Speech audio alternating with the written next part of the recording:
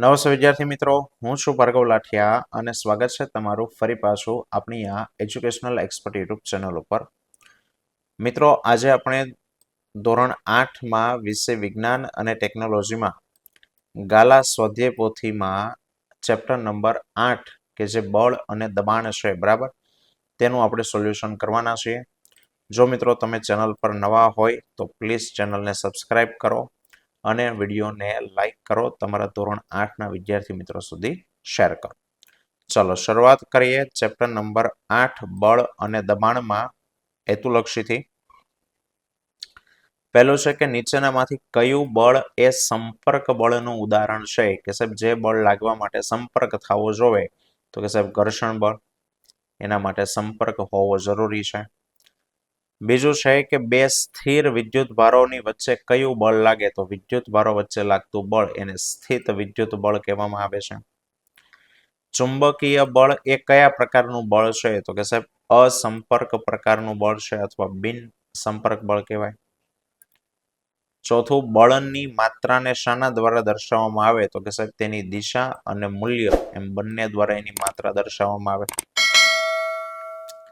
પાંચમું, પદાર્થની ગતિની અવસ્થા એટલે માત્ર તેની અશૂન્ય વાળી ઝડપ, માત્ર તેની સ્થિર, ઓપ્શન સી એ અને બી. સ્થિર અવસ્થા પણ આવે, અશૂન્ય ઝડપ વાળી અવસ્થા પણ ગણી શકાય. સ્નાયુ બળ એ કયા પ્રકારનું બળ છે, તો કે સાહેબ સ્નાયુ બળ એ સંપર્ક પ્રકારનું બળ છે. સાતમો, સૂકા વાળને કાંસકા વડે જ્યારે ઓળવામાં આવે છે ત્યારે ક્યારેક વાળ હવામાં ઉડતા જણાય છે, તો એના માટે કયું બળ જવાબદાર છે, તો કે સ્થિત વિદ્યુત બળ. આઠમું, વસ્તુ ઉપર લાગતું પરિણામી બળ શૂન્ય હોય તો તેના ઉપર લાગતા બે બળો કેવા હોય, તો કે સમાન મૂલ્યના અને પરસ્પર વિરુદ્ધ દિશામાં લાગતા હોય. જ્યારે બે બળો સમાન મૂલ્યના અને એક જ પદાર્થ ઉપર જુદી જુદી દિશામાંથી લાગતા હોય ત્યારે એનું કુલ બળ 0 શક્ય થાય. નવમું, કોઈ ઝાડ પરથી પડતું ફળ પૃથ્વી ઉપર આવીને પડે તો એનું કારણ છે ગુરુત્વાકર્ષણ બળ. કયા પ્રકારના બળમાં માત્ર આકર્ષણ જોવા મળે, તો કે સાહેબ ગુરુત્વાકર્ષણમાં ફક્ત આકર્ષણ, એમાં અપાકર્ષણ હોતું નથી. પાત્રમાં ભરેલા પ્રવાહીની ઊંચાઈ ઘટે તો કે સાહેબ તો તળિયા ઉપર લાગતું દબાણ છે તે ઘટી જાય, ઊંચાઈ જેટલી વધી એટલે દબાણ વધારે લાગે. 12મો છે કે ભાઈ એક વિદ્યાર્થીના માથાનું ક્ષેત્રફળ 225 સેન્ટીમીટર સ્ક્વેર છે, તો તેના માથા ઉપર વાતાવરણની ઊંચાઈ જેટલા સ્તંભમાં હવાનું જે વજન છે એ 2250 ન્યૂટન છે, તો માથા ઉપર કેટલું દબાણ લાગે, તો દબાણનું સૂત્ર દબાણ P બરાબર બળના છેદમાં ક્ષેત્રફળ આવશે એટલે એરિયા. ચલો સાહેબ, બળ આપ્યું છે 2250 ન્યૂટન, પણ તમારું ક્ષેત્રફળ આવડવા નહીં આવે, 225 નહીં આવે, કારણ કે સેન્ટીમીટર સ્ક્વેર છે. અહીંયા આપણને મીટર સ્ક્વેરમાં પૂછ્યું છે, તો સાહેબ 225 સેન્ટીમીટર સ્ક્વેર એના મીટર કરવા હોય તો સાહેબ સેન્ટીમીટરને મીટરમાં ફેરવવા માટે શું કરીએ, 100 વડે ભાગીએ, બરાબર છે. પણ અહીંયા સેન્ટીમીટરનો સ્ક્વેર છે તો 100 ગુણ્યા 100 એટલે 10,000 વડે ભાગવાના. તો આવું થશે, તો નીચે લખાશે સાહેબ 225 છેદમાં 10,000. 10,000 એટલે 10⁴ લખાય. છેદના છેદને અંશમાં મોકલો એટલે 2250 ગુણ્યા 10⁴ થાય અને છેદમાં વધે 225 તો ગુણ્યા 10, 10⁴ 10⁴ એટલે જવાબ આવશે આપણો 10⁵. 13માં છે કે જુદી જુદી 4 વસ્તુ ઉપર એકમ ઉપર એક સમાન બળ F લાગે છે, તેમની સપાટીના ક્ષેત્રફળ અનુક્રમે 50 મીટર સ્ક્વેર, દર મીટર સ્ક્વેર 20 અને 100 મીટર સ્ક્વેર છે, તો કયા ક્ષેત્રફળ વાળી વસ્તુ ઉપર દબાણ વધારે લાગતું હશે, તો કે સાહેબ ક્ષેત્રફળ જેનું ઓછું ત્યાં દબાણ વધારે લાગે, તો 10 મીટર સ્ક્વેર, ઓપ્શન સી. બરાબર. ચલો ખાલી જગ્યામાં છે કે દબાણ P બરાબર F ના છેદમાં એ સૂત્ર છે, બળ અચળ હોય F તો એના માટે જેમ ક્ષેત્રફળ એ વધે એમ દબાણ શું થાય, તો કે ઘટે. જમીનથી ઊંચાઈએ જઈએ તેમ વાતાવરણનું દબાણ શું થતું જાય, તો કે ઘટતું જાય. એક વિદ્યુત ભારિત પદાર્થ બીજા વિદ્યુત ભારિત પદાર્થ ઉપર કયું બળ લગાડે? તો કે સ્થિત વિદ્યુતીય બળ. સજાતીય વિદ્યુત ભારો એકબીજાને શું કરે? તો કે અપા કરશે. પદાર્થ પર પરસ્પર વિરુદ્ધ દિશામાં લાગતા બે બળોનું પરિણામી બળ એ બંને બળોના તફાવત જેટલું, યાદ રાખજો. વિરુદ્ધ દિશામાં બળો લાગે છે ત્યારે એનું કુલ બળ બેયના તફાવત એટલે બાદબાકી જેટલું હોય. છઠ્ઠું, ડ્રોપર અને રબરના સૂચક એ વાતાવરણના દબાણના સિદ્ધાંત ઉપર કામ કરે છે. સાતમું, સાયકલ સવાર ખાલી જગ્યા પ્રકારનું બળ તેના પેડલ ઉપર લગાડે છે તો કે સ્નાયુ બળ પ્રકારનું બળ લગાડે છે. આઠમું, અવકાશીય પદાર્થો વચ્ચેનું બળ કયું છે? તો કે ગુરુત્વાકર્ષણ. માત્ર ઉત્તરમાં એક ફૂલાવેલો ફુગ્ગો એને સિન્થેટિક કાપડના એક ટુકડા વડે ઘસી અને એક દિવાલ ઉપર દબાવવામાં આવ્યો અને એવું જોવામાં મળે છે કે ફુગ્ગો દિવાલ સાથે ચોંટી જાય છે, તો દિવાલ અને ફુગ્ગા વચ્ચે થતું જે આકર્ષણ છે એના માટે કયું જવાબદાર બળ હશે? તો કે સ્થિત વિદ્યુત બળ. જે બળ હંમેશા ગતિનો વિરોધ કરે છે એનું નામ આપો. સાહેબ, ગતિનો વિરોધ કરતું બળ એટલે ઘર્ષણ બળ. કયા સ્થળે વાતાવરણનું દબાણ ઓછું હોય? તો કે સાહેબ વધુ પડતી ઊંચાઈએ, જેમ વાતાવરણમાં ઉપર જઈએ એમ દબાણ છે તે ઓછું હોય. દરિયાની અંદર 10 મીટર ઊંડાઈ અને 20 મીટર ઊંડાઈએ કે તળિયે કઈ જગ્યાએ દબાણ છે તે ઓછું હશે? તો કે સાહેબ ઓછી ઊંડાઈએ ઓછું દબાણ હોય એટલે 10 મીટરની ઊંડાઈએ દબાણ ઓછું હશે.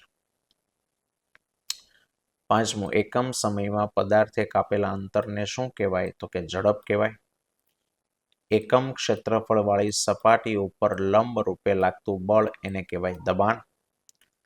દબાણ શોધવાનું સૂત્ર છે દબાણ બરાબર બળના છેદમાં ક્ષેત્રફળ અથવા તો P બરાબર F ના છેદમાં A. F ના છેદમાં A. અને દબાણનો SI એકમ તો કે ન્યૂટન પ્રતિ મીટર સ્ક્વેર છે. ખરા ખોટામાં? ચુંબકીય બળ એ અસંપર્ક બળનું ઉદાહરણ છે. ખરું છે. એક પદાર્થ પર બે બળો પરસ્પર વિરુદ્ધ દિશામાં લાગે ત્યારે એનું પરિણામી બળ એ બે બળોના સરવાળા જેટલું હોય તો કે ખોટું છે. આગળ કીધું બાદબાકી જેટલું હોય, તફાવત જેટલું હોય. ત્રીજું, એકલા અટોળા બળનું અસ્તિત્વ હોતું નથી તો કે વાત સાચી છે. બળ હંમેશા જોડમાં જ હોય. ચોથું, એકમ સમયમાં લાગતું બળ એને દબાણ કહેવાય. ખોટું છે. પવનચક્કી તેના ઉપર લાગતા હવાના અસંપર્ક બળને કારણે કાર્ય કરે છે. ખોટું. હવાનું બળ લાગે પણ એ સંપર્ક પ્રકારનું બળ છે. અણીદાર સાધનો વડે ઓછું દબાણ ઉત્પન્ન કરી શકાય છે. ખોટું. વધારે દબાણ ઉત્પન્ન કરી શકાય. બળનો એકમ ન્યૂટન છે. ખરું. આપણી આસપાસ હવાના આવરણ વડે આપણા ઉપર લાગતા દબાણને વાતાવરણનું દબાણ કહેવાય તો કે ખરું છે. એક ઓજાર બનાવતી વખતે લુહાર લોખંડના ગરમ ટુકડાને હથોડો મારે છે. હથોડો મારવાને કારણે લાગતું બળ લોખંડના ટુકડા ઉપર કઈ રીતે અસર કરશે? તો કે સાહેબ બળ લગાડવાથી લોખંડના ટુકડાનો આકાર છે તે બદલાશે. બે બળોનું પરિણામી બળ કઈ પરિસ્થિતિમાં શૂન્ય થાય? તો કે જ્યારે વસ્તુ ઉપર લાગતા બે બળો સમાન મૂલ્યના અને વિરુદ્ધ દિશામાં હોય ત્યારે એનું પરિણામી બળ શૂન્ય થાય. બળની બે અસરો જણાવો. તો કે એક પદાર્થની ગતિની અવસ્થા બદલી શકાય અને બીજું બળને કારણે પદાર્થનો આકાર બદલી શકાય. ઘર્ષણ બળ શું છે? તો કે સાહેબ જે બળ પદાર્થની ગતિની વિરુદ્ધ દિશામાં લાગતું હોય અને પદાર્થની ગતિનો વિરોધ કરતું હોય એને ઘર્ષણ બળ કહેવાય. પાંચમું છે સંપર્ક બળના બે ઉદાહરણ આપો. તો કે સ્નાયુ બળ અને ઘર્ષણ બળ એ સંપર્ક બળો છે.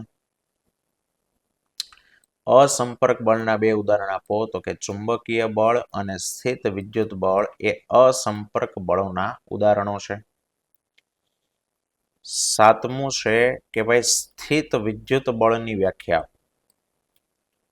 તો કે વિદ્યુત ભારિત વસ્તુ વડે બીજી વિદ્યુત ભારિત કે વિદ્યુત ભાર રહિત વસ્તુ ઉપર જે બળ લાગે છે તેને સ્થિત વિદ્યુત બળ કહેવાય. એક પદાર્થ વિદ્યુત ભારિત હોય, બીજો પદાર્થ વિદ્યુત ભારિત અથવા વિદ્યુત ભાર વગરનો હોય તો એની ઉપર જે બળ લાગે એને સ્થિત વિદ્યુત બળ કહેવાય.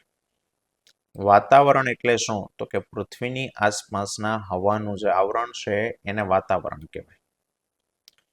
9મું, વાતાવરણનું દબાણ એટલે શું? તો કે આપણી આસપાસના હવાનું જે આવરણ છે એના વડે લાગતું દબાણ એને વાતાવરણનું દબાણ કહેવાય.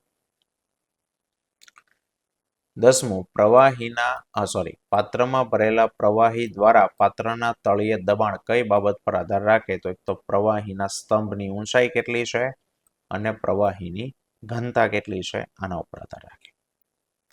દાખલો આપ્યો છે કે 2 મીટર ક્ષેત્રફળ વાળી સપાટી પર લંબ રૂપે 100 ન્યૂટન બળ લાગે તો દબાણ કેટલું? તો કે દબાણ બરાબર બળના છેદમાં ક્ષેત્રફળ. બળ આપ્યું છે 100, ક્ષેત્રફળ 2 તો 50 ન્યૂટન પ્રતિ મીટર સ્ક્વેર.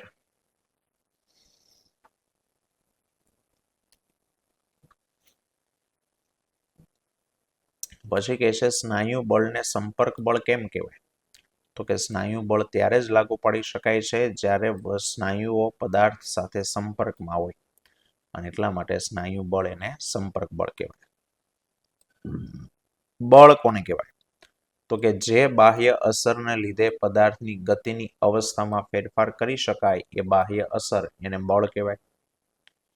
દબાણ શું છે? તો કે એકમ ક્ષેત્રફળ દીઠ લાગતું બળ એને દબાણ કહેવામાં આવે છે.